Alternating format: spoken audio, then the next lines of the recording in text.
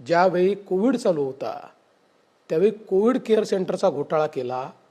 आणि आपल्याला माहिती आहे कोविड केअर सेंटरचा घोटाळा याकरता गंभीर आहे की डॉक्टर्सही नाही, नर्सेसही नाहीत, कुठले तरी फिक्टिशियस दाखवले आणि त्याच्या नावाने पैसे घेतले आणि त्या कोविड केअर सेंटरमध्ये कित्येक लोक मेले आहेत।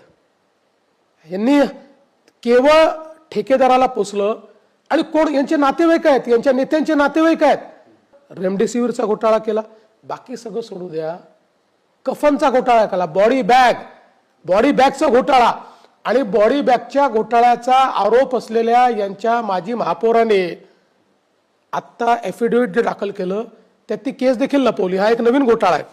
त्यामुळे मुंबई कोणी लुटली आणि मी म्हणत नाही, आत्ता मला तुम्ही आधी सांगितलं असतं तर मी राज ठाकरेंचाच व्हिडिओ लावला असता, ज्या व्हिडिओमध्ये राज ठाकरेंनी हिशोब दिला आहे की उद्धव ठाकरेंनी कशी मुंबई लुटली आणि कसे 40,000 कोटी रुपये घरी नेले। राज ठाकरेंनी म्हटलं, मी नाही म्हटलं, त्यांचाच व्हिडिओ आहे। त्यामुळे खरे मुंबईचे लुटारू कोण हे मुंबईकरांना माहिती आहे आणि म्हणून त्याचा जबाब मुंबईकर या ठिकाणी मागणार आहे।